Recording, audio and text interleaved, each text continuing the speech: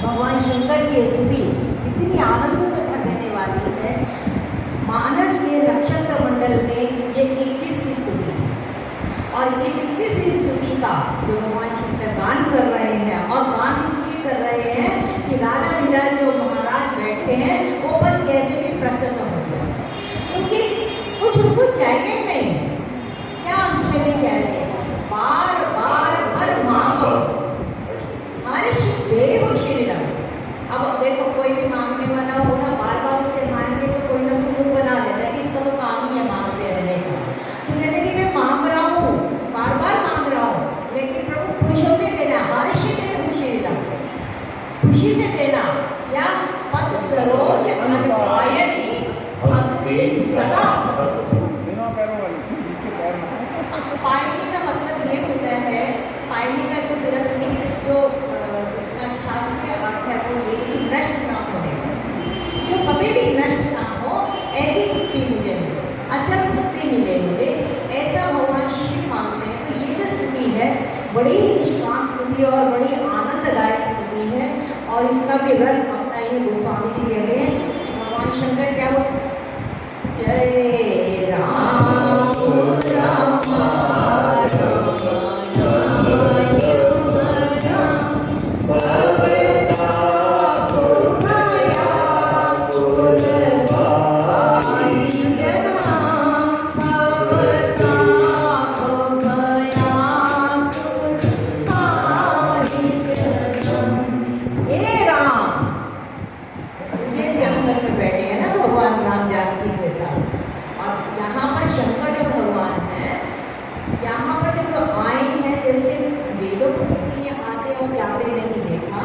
ऐसे गरुड़ जी कह रहे हैं कि जब भगवान शंकर आए हैं तो भगवान राम को पता है, लेकिन सब लोगों को नहीं मालूम है कि ये भगवान शंकर है, क्योंकि जो ऐश्वर्य है वो प्रभु ईश्वर कौन है, और ईश्वर जब भी शब्द आता है भगवान शंकर के लिए आता है।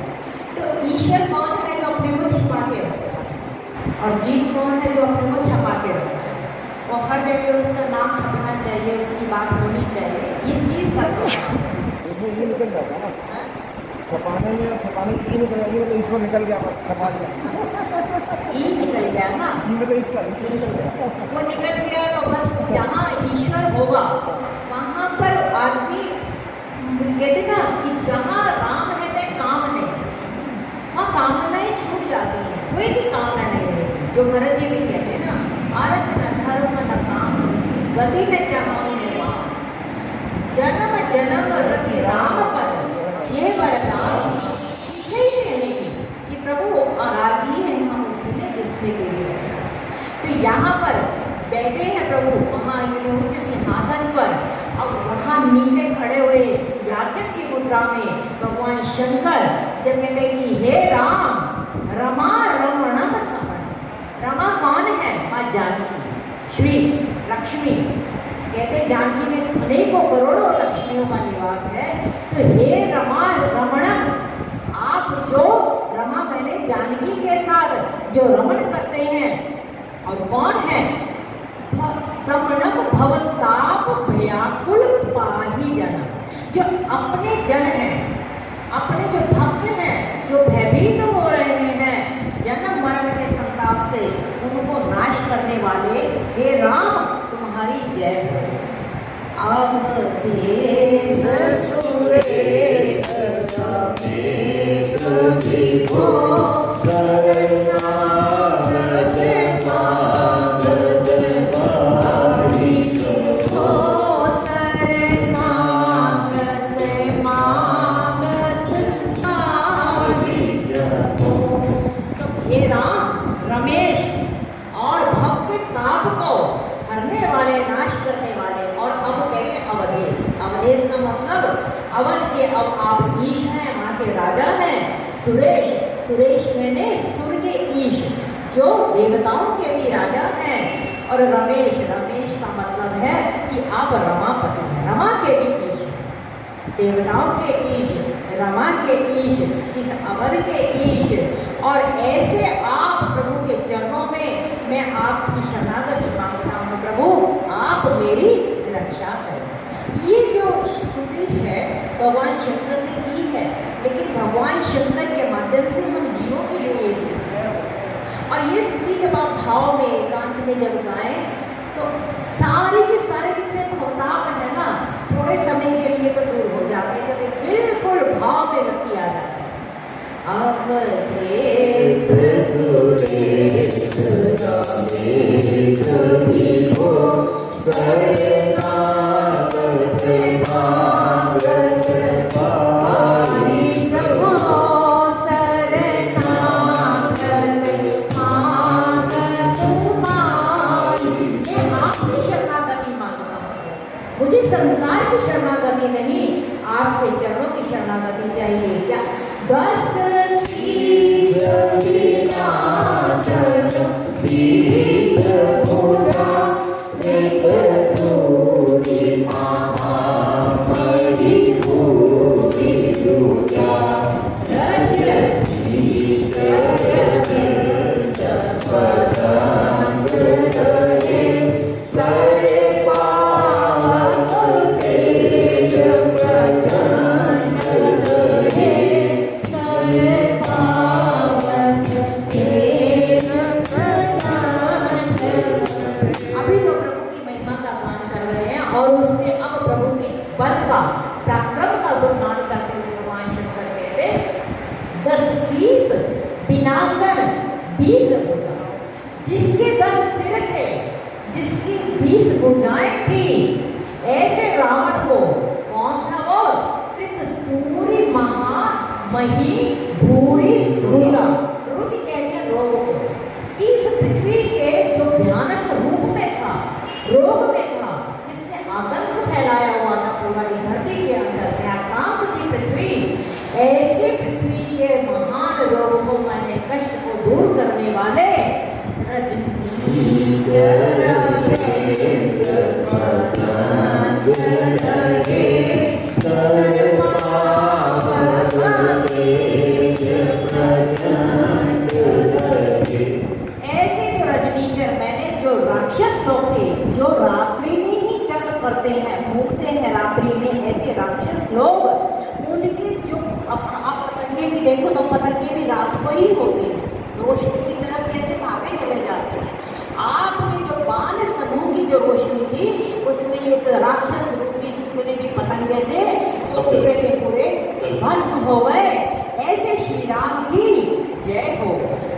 मही मंडल मंडल चारु तरफ मृत सारक जाप निशांत परम मर्दे कोमल मामा ममता रजनी राम कुंज दिवाकर तेज घटी राम कुंज दिवाकर तेज घटी। आप कौन है श्री राम?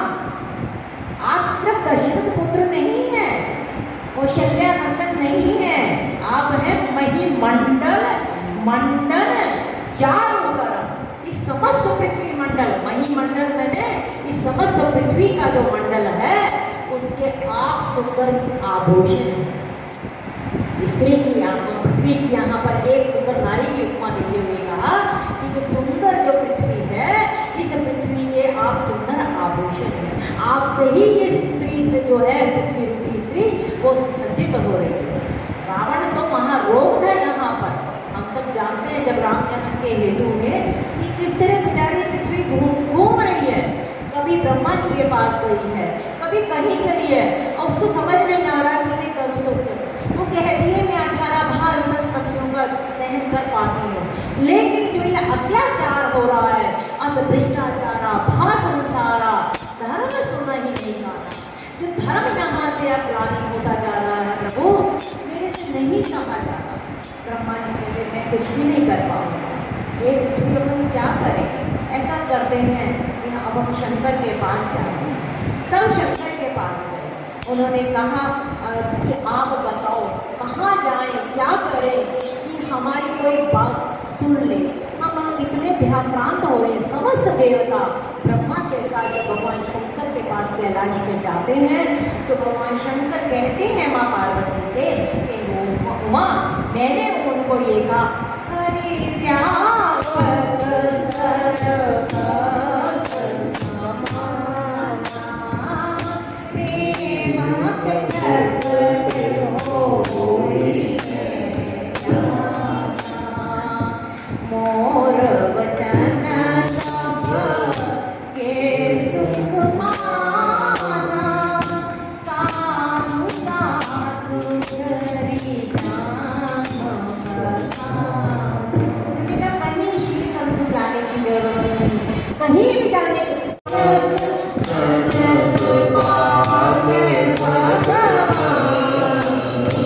और सबने जब वो सामूहिक पुकार की है, ब्रह्मा जी को शंकर जी को आगे कर दे और सामूहिक प्रकार में उसके पुकार में इतनी शक्ति होती है कि परमात्मा जो निर्गुण ब्रह्म है उसको भी वो सुनना पड़ता है।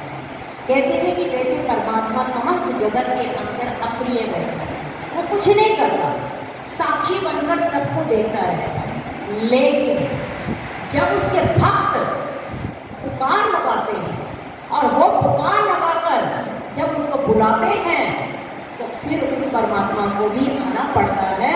और हम सब पर ये देखते कि गज ने पुकारा, द्रौपदी ने पुकारा, किस किस की पुकार पर वो नहीं आया। बात सिर्फ इतनी है कि हमारी पुकार में तीव्रता कितनी है, जितनी हमारी तीव्रता होगी उतनी ही वहाँ से उनकी भी दौड़ तेज होती चाहिए। अभी हम भी उतने पुकार नहीं तेज कर पा रहे और फिर कहते हैं कई बार कि पुकार करें, लेकिन हम चाहें कि अभी पुकारें और अभी आ जाए, ऐसा भी नहीं। पहले पुकार करो और फिर उसके बाद प्रतीक्षा करो। जब योग लगन प्रहलाद तिथि सकल भय, हमने तो उसको बुलाया, अब देखो मैं किसी अतिथि को हम बुलाए अपने घर में, वो कह दे कि हाँ मैं आऊँगा। अब कितना बड़े महान कोई अतिथि हो तो हम उसको ये तो नहीं कह सकते कि तुम इस समय और ऐसे, ये हम कहते थे जैसे आपको अनुकूल हो आप वैसे आओ, तो वो उनकी अनुकूलता पे है। हम तो पुकार कर सकते हैं और जब हम पुकार करेंगे तो वो कैसे भी हमारी पुकार को देखकर, हमारी व्याकुलता को देखकर वो प्रकट हो ही जाते हैं। गोस्वामी जी कहते हैं यहाँ पर आज वही भगवान शंकर जिन्होंने तब सूत्र बताया था कि इस पृथ्वी का भार ऐसे हल्का होगा, परमात्मा को आप पुकारो और परमात्मा प्रेम से प्रकट होंगे। आज वही भगवान शंकर कहते कि हे राम, तुम प्रकट हुए और इस पृथ्वी को सुंदर आभूषण बने, इस पृथ्वी को अपने कृत्यों से आपने सुंदर सजा दिया। जो पृथ्वी पहले इतनी दुखी और आक्रांत रहती थी, आज वो रावण रूपी जो रोग खत्म हो गया है, इसके बाद ये पृथ्वी समस्त रूप से सुखी और स्वस्थ दिख रही है। और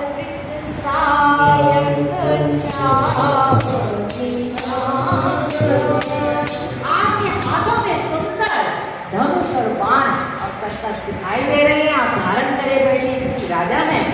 मत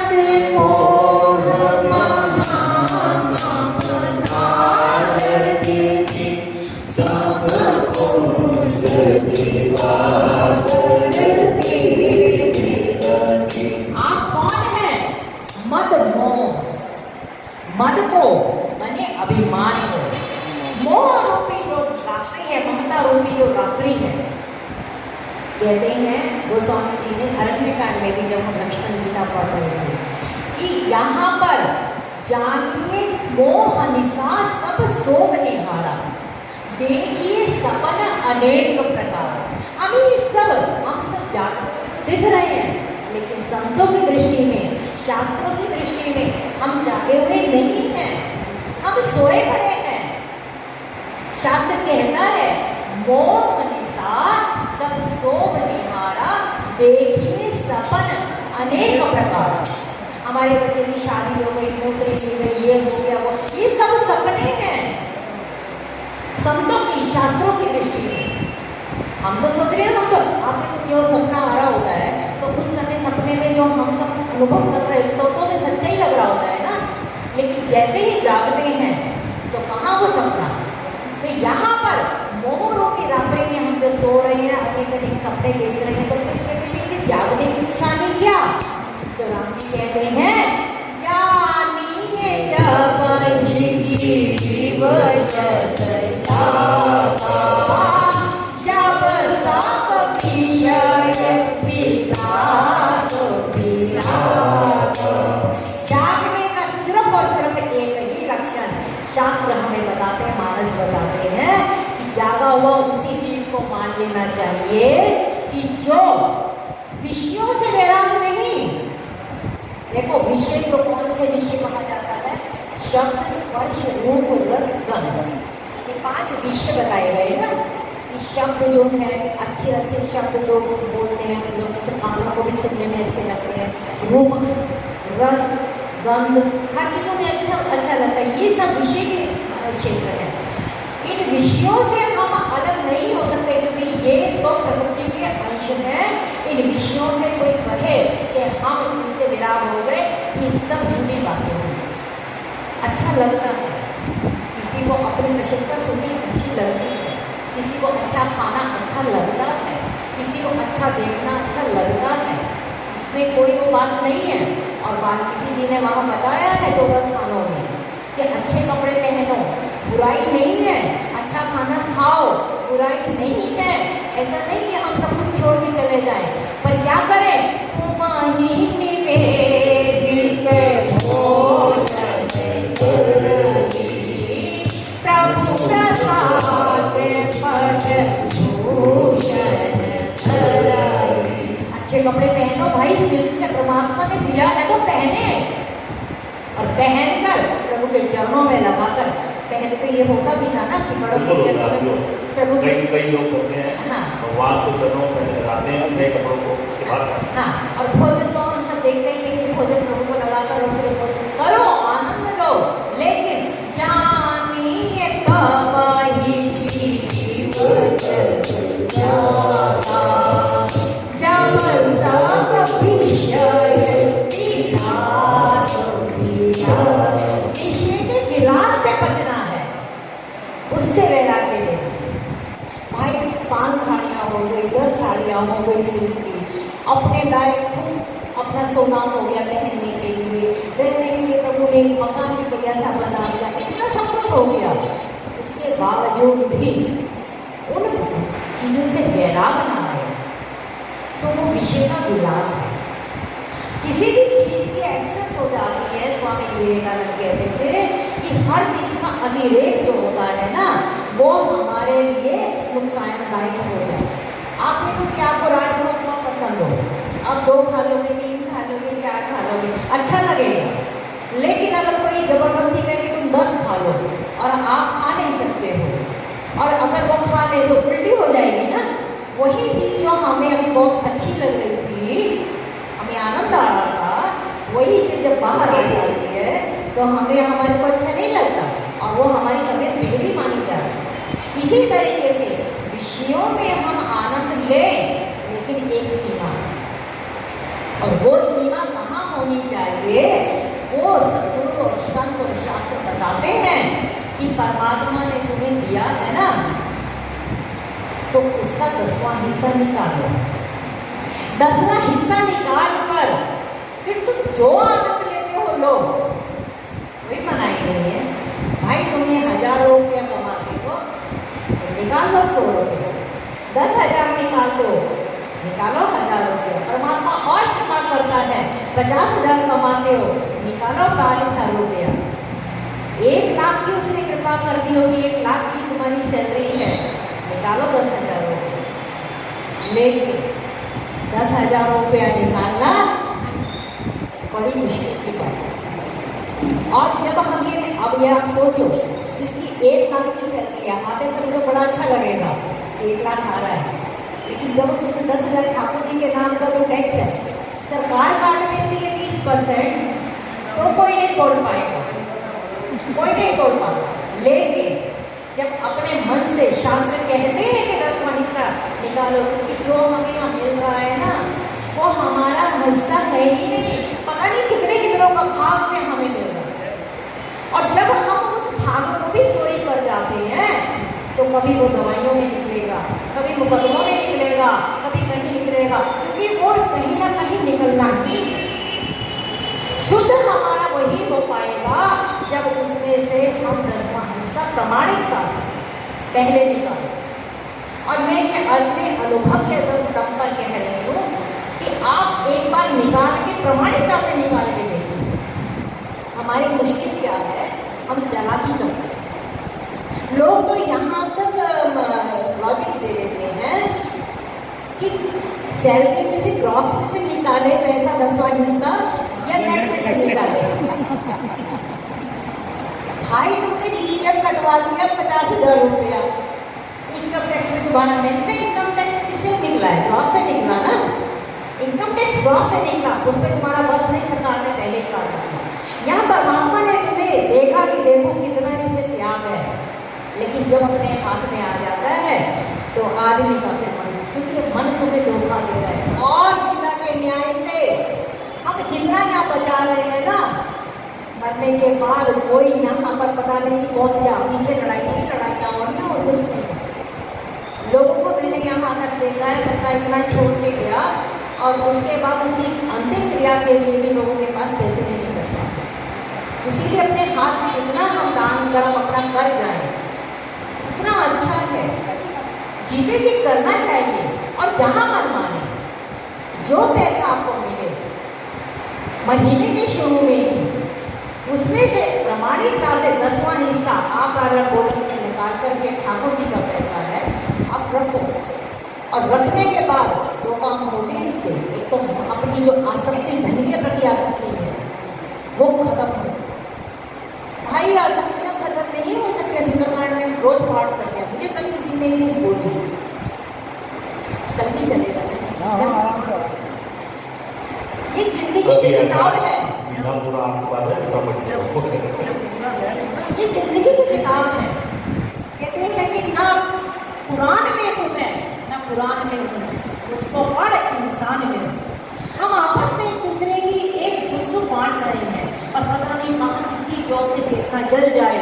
और एक भी अगर कोई मेरा सूर से निकल जाता है तो पता नहीं कितने कितने युवाओं का कल्याण कर जाता है। एक तुमसे निकले तो आज तक हम दान करते हैं, पता नहीं किसी कहाँ चेतना निकला।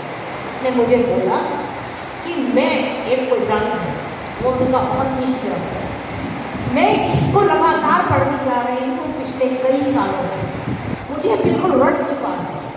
लेकिन तब भी मैं आँख बंद करके उसको बोल सकती हूँ सब कुछ। मेरे में वैराग्य नहीं आया, मेरे में ईर्ष्या द्वेष खत्म नहीं हुई, मेरे में जलन खत्म नहीं हुई। मुझे दूसरे का, जब मेरी फ्रेंड के पास इतना सब कुछ दिखता है तो मेरे को दुख लग रहा होता है कि मेरे पास क्यों नहीं। और ऐसा नहीं है कि उसके पास नहीं है, लेकिन दूसरे के पास ज़्यादा क्यों है उसका हमें दिखता है। और ये कोई कह देता है ये उसकी महानता थी, लेकिन ये सब हम जैसे लोगों की सबकी स्थिति है।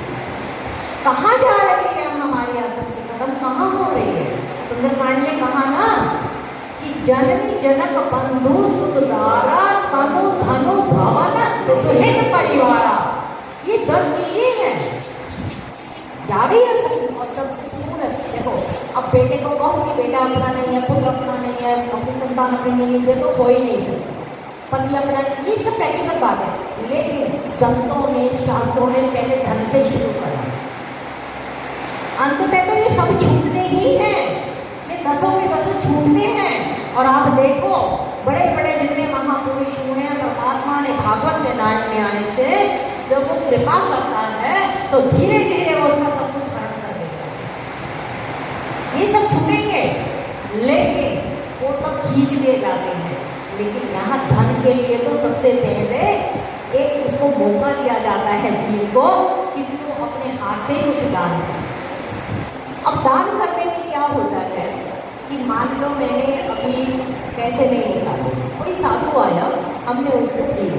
अब उसको देने में हमें 10 रुपये, 50 रुपये, 100 रुपये देने में भी ना कई बार को बड़ा वो लगता है कि इसको 100 रुपये कैसे दे दें, मेरी जेब में अभी तो खाली नहीं। भाई तो अपनी जेब से क्यों निकाल रहा है? वो अपने गोलक में से निकालना, ठाकुर जी का जो पैसा अलग पड़ा था उस पैसे से अगर तुम निकाल रहे हो, मान लो एक व्यक्ति 10,000 रुपये का रोज के महीने का कमा रहा है, 1000 रुपये महीना उसने निकाला, 1000 रुपये महीना निकाला, साल का कितना बन गया? 12,000। अब उस 12,000 में से अगर वो 2,000 भी दान करता है पूरे साल में, 5,000 भी मान लो दान कर देता है, तो भी 7,000 बचा हुआ है ना, वो ठाकुर जी का है, अगले साल फिर जुड़ेगा। अब जब हम कहते नहीं हम तो दान करते हैं, निकालते कुछ नहीं है, हमसे तो जो होता है हम मन पड़ता करते, अरे तुम उसमें भी चालाकी चलते। एक तो तुम्हारा मैं बना नहीं निकला, तुमने ठाकुर जी का जो धन था तो किसी और के लिए था, उस धन को तुमने अपने पास रख लिया। और कहते हैं जो दूसरे का धन अपने पास रखता है एक तरीके से वो भी चोरी ही है। तो ये छोटी छोटी सूतियाँ बताई हैं जीवन को जीने के आनंद के लिए, और ये आप इसको करके अगर देखें, 1 साल मैं अपने अनुभव पे बोल रही हूँ, आप करके प्रमाणिकता से देखें, जैसे ही मिले आपको आप प्रमाणिकता से उसका 10वां हिस्सा लगा दें, क्योंकि परमात्मा सब देख रहा होगा, आपकी बढ़ोतरी होगी ही होगी, उसमें कभी कमी नहीं पड़ेगी। आपके घर के बच्चे भी करते रहेंगे और वो भी दिन दिन बढ़ता चलेगा। पायो जी मैंने राम रतन धन पायो, पायो जी मैंने राम रतन धन पायो। वस्तुओं हो नकदी मेरे सतगुरु, और दिन दिन हो तो समाये, बढ़ता जाएगा कि ये नियम है प्रकृति का, जो यहाँ जितना देगा उसको और दिया जाएगा, और जो बचाएगा उसका वो भी छीनेगा। अब यह हमें देखना है कि किसके लिए बचा के जा रहे हैं, उन लोगों के लिए जो पीछे लड़ाई का कारण है। ये यहाँ पर सूचना है गोस्वामी जी यहाँ पर भगवान शंकर के जो ज्ञान के घाट से बैठ कथा कर रहे हैं कि मद मोह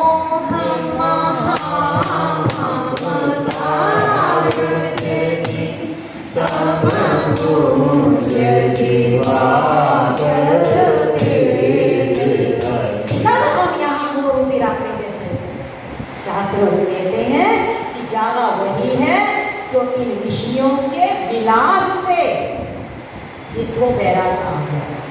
वहीं पर ही लक्ष्मण गीता में आता है कि वैराग कब आएगा। एक सूत्र है वहां पर कि वैराग कैसे आएगा। कभी कभी तो हम लोगों के लिए जिज्ञासा होती होगी ना, जीवन में इतना सब कर लिया अभी तक वैराग नहीं। कहते हैं धरामत पीरती जोग धर्म सही मायने में अगर पालन हो रहा होगा तो वैराग्य आएगा ही आएगा।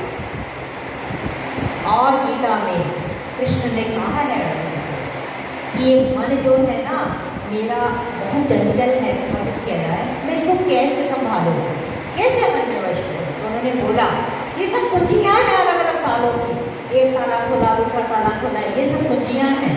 तो वहां बोलते हैं अभ्यास से और वैराग्य से। वैराग्य के बिना कोई ये सोचे कि घटना घट जाएगी, नहीं घटेगी, क्योंकि वैराग्य जीवन में चाहिए। लेकिन वैराग्य ऐसा नहीं कि सब कुछ छोड़ छाड़ के चले जाए, ना ना ना ना, विषयों के विलास से वैराग्य कि अब बहुत हो रही है, मेरे लिए तो बहुत हो चुका है, अब आगे जो है अब बच्चे पहले, अब और लोगों के लिए मैं बचा के रखूँ, समाज से मैंने इतना पाया, अब मैं कुछ समाज को भी दूँ। ऐसी जब भावना आनी शुरू हो जाए, बांटने की भावना आनी शुरू हो जाए, और वो तब होगा कि जब अपनी रिक्वायरमेंट पूरी हो जाए। अभी तो अपने ही कुंडल बनाने होंगे। बहुत सासों को मैंने ऐसे देखा है, बहुएं आती हैं, बराबर के कंपटीशन चल रहे हैं। उसकी साड़ी अगर वैसी है तो उसकी भी आनी चाहिए, उसको पार्टी में जाना, उसको जाने घूमने को तो उसको भी जाना है। ये अभी क्या है, हमारी जो भूख कई प्रकार की होती है, खाने की भूख की नहीं होती है, भूख कई प्रकार की होती है। अभी उसी को भूख वो तृष्णा भी खत्म नहीं हुई, उसका भी कोई कसूर नहीं है, अभी यात्रा बहुत लंबी है। तो जीवन में वैराग आए, वैराग आने का एक सही यार्डस्टिक जो बताया कि धर्म का पालन है। अब धर्म का पालन क्या, इसकी भी युक्ति बताते हैं हमारे शास्त्र कि धर्म का पालन ये है कि जो शास्त्रों ने बताया है, संतों ने बताया है। आप उनकी बातों को मानकर आप चलो तो सही। अगर जो बड़े गुरुजन कहते गुरु माता पिता ये तुम्हारे परम हितैषी होते हैं संत, ये जो कहे इनको शुभ मानकर बिना विचार करे ही आपको मान लेना चाहिए। लेकिन जब हम अपना मैपना चलाते हैं तो उससे हम घाटे का सौदा अपने यही कर लेते हैं। तो गोस्वामी जी को यहाँ पर भगवान शंकर कह रहे आप हे राम कौन है? हमारे जो अभिमान मोह रूपी जो ये रात्रि है, मदमोह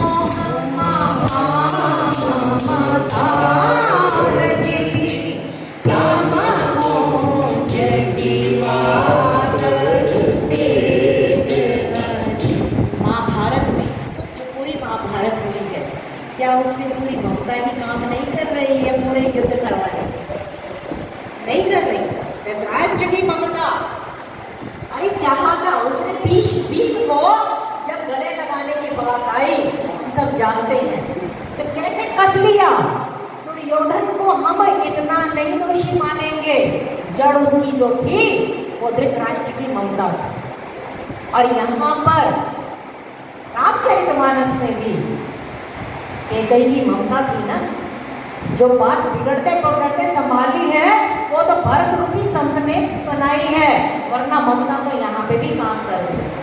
जहां ममता होगी वो ममता रूपी रात्रि कभी भी राम राज लाने नहीं देगी। एक रात्रि पड़ती ही पड़ती है, वो ममता रूपी रात्रि आई 14 साल के लिए राम राज जो है वो आगे हो। जब तक जीवन में समता नहीं आएगी, गीता कहती है, गीता का सूत्र ही यही है कि जीवन में समता आए।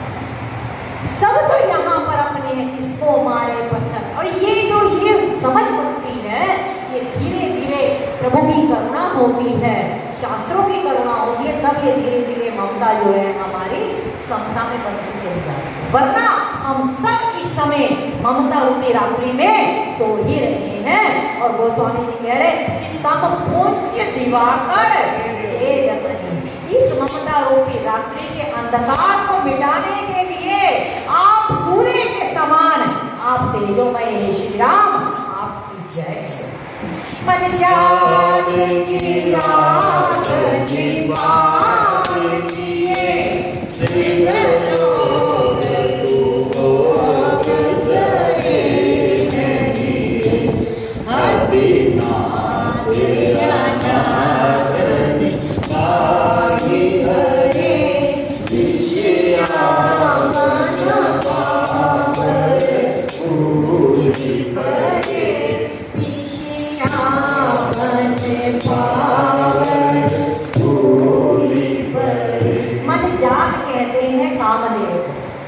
मन से पंजाब, ये कामदेव का नाम है। और किरात कहते हैं शिकारी। पहले तो वहाँ पर ममता के ऊपर, अभिमान के ऊपर वो भगवान शंकर ने चोट लगाई। अब दूसरा जो बता रहे हैं, नारी शयन जाति न लगा, जो सुग्रीव कहते हैं। ये काम हमको सूक्ष्म रूप, एक बड़े स्थूल रूप में ले लेते हैं, लिमिटेड अर्थ में ले लेते हैं।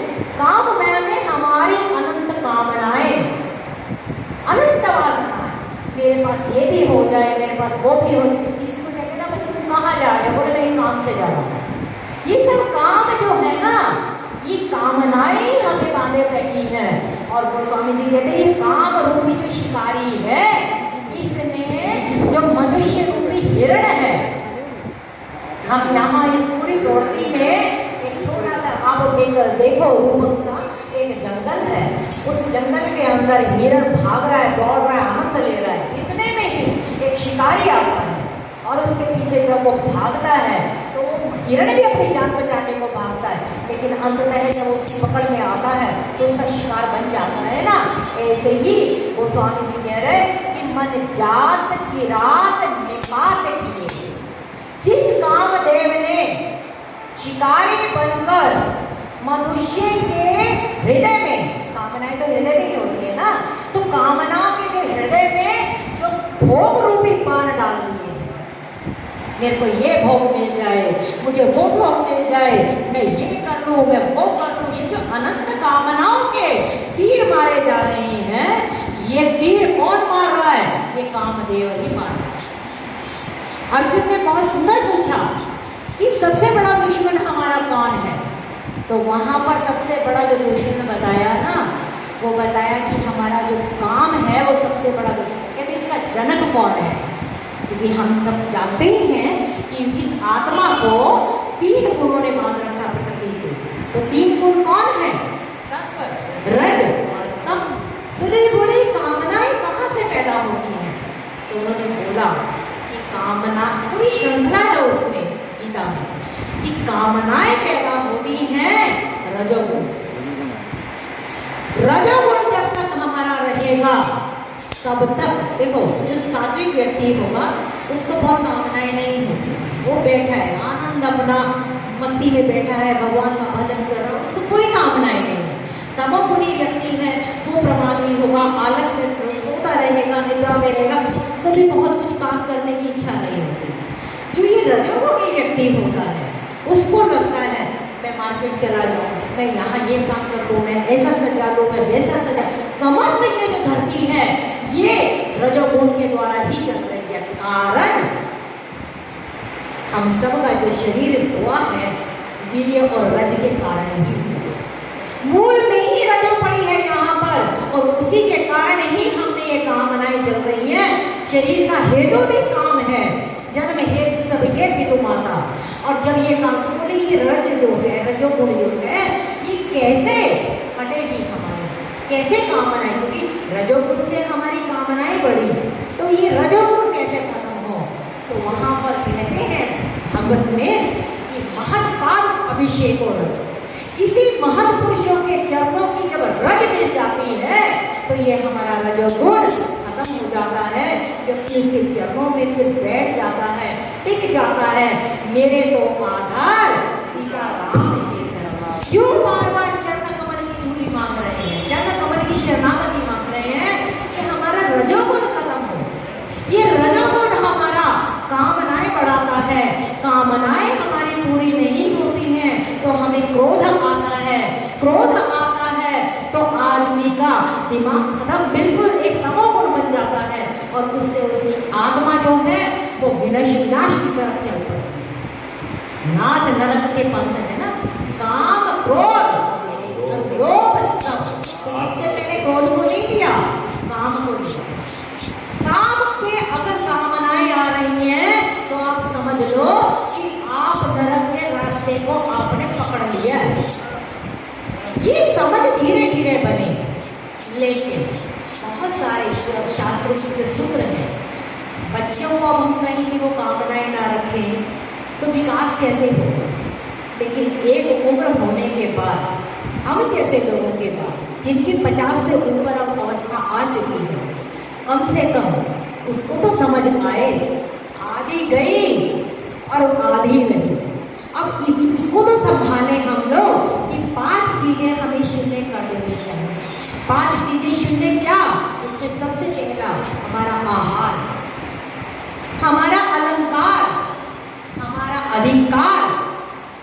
ये जो हमारे ये अधिकार की वृत्ति रहती है, मेरा ये रहे, मेरा वो रहे, धीरे धीरे धीरे धीरे ये सब चीजें हमारी कम होनी शुरू, इतनी जल्दी कम होगी नहीं, और अभी तक ये कम नहीं है ना, तो समझो अभी हम सब सोए हुए हैं, बैठे हैं यहाँ पर, सत्संग में आते हैं ना, तो जैसे कहते हैं ना, थोड़ी नींद में हल्की सी नींद खुलती होती है, थोड़ी थोड़ी नींद खुलती है।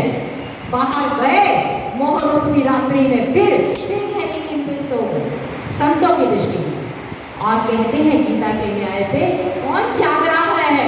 जो नित्य संयमी है, जो नित्य परमात्मा के ध्यान में युक्त है, काम भी कर रहा है। इसका बहुत सुंदर एग्जाम्पल हमारे घरों में भी मिल जाता है। जो जैसे मेड होती है घर में, बच्चों को संभालती है, तो बच्चों को भी संभालेगी, घर का पूरा साफ सफाई भी करेगी, सब कुछ करती है और अपना घर समझ के ही करती है। लेकिन वो कभी ये नहीं कहती कि ये बच्चा मेरा है या ये घर मेरा है। वो हमेशा ये समझ के चलती है कि मैं यहाँ पर नौकरानी हूँ, मुझे ये अपना काम अच्छी तरीके से करना है, ताकि मेरी मालकिन प्रसन्न रहे। ऐसे ही यहाँ पर सो अनन्य जाके असी मदिन करई हनुमंत मैं सेवक सचराचर रूप स्वामी भगवान। ये जो बगिया मिली है ना, छोटा सा परिवार हमारा, सब सेवक हैं, हम मालिक नहीं हैं।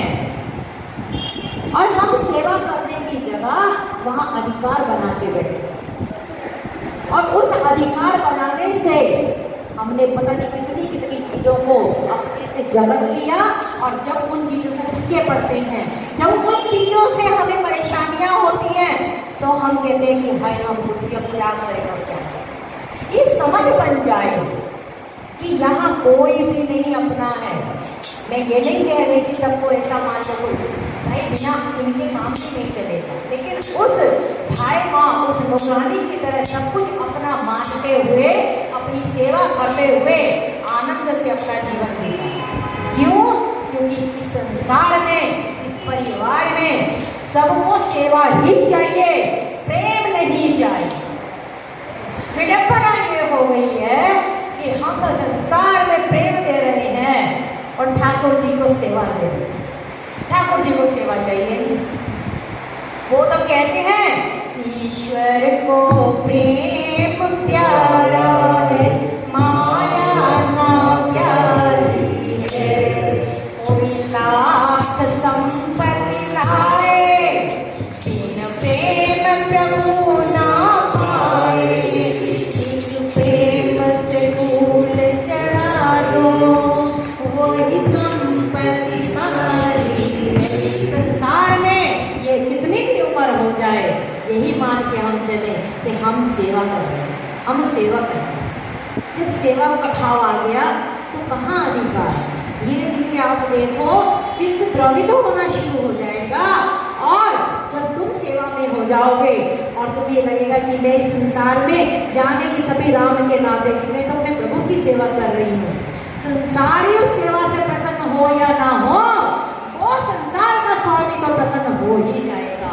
और जब वो प्रसन्न हो जाएगा तो इस सेवा से वो ऐसे मुक्ति दिला देगा कि तुम्हें वो अपनी ही सेवा में नहीं देगा। पूनम देवी का एक भजन मैं आज सुन रही थी ऐसी आनंद से कि मैंने बुलाया था वो आता ही होगा, वो आता ही होगा। ऐसे ही गोपियाँ आनंद लेती थी। अभी आ रहा है कार्तिक का महीना, गोपी गीत गाएंगे अगर चारा जी इजाजत देंगे तो, कि गोपी गीत बोलती आप लोगों को आप तैयारी करो, गोपी गीत ही गाएंगे। गोपी गीत क्या है? वो रोटी बनाते बनाते भी रोटी रोटी बनाती, मेरा कृष्ण खाएगा, ये माखन निकालने के लिए मेरा कृष्ण खाएगा। ये संसार को कृष्णमय जानकर, राममय जानकर से सेवा करें और प्रेम सीताराम से, राधे कृष्ण से करें।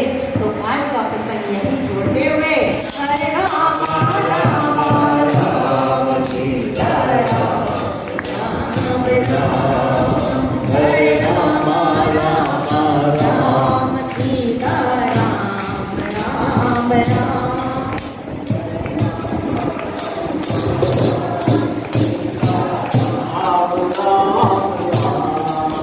हरे राम